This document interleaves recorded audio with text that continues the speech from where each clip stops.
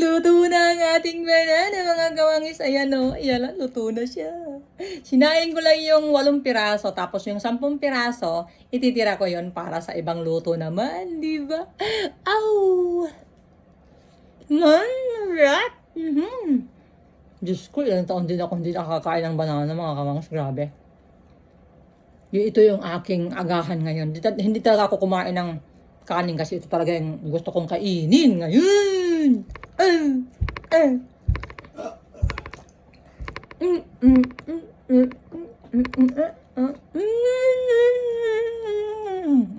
Harap.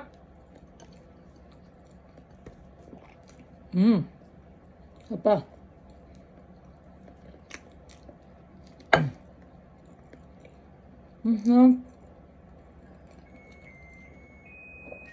Matamis na siya. Kasi hinog na siya eh.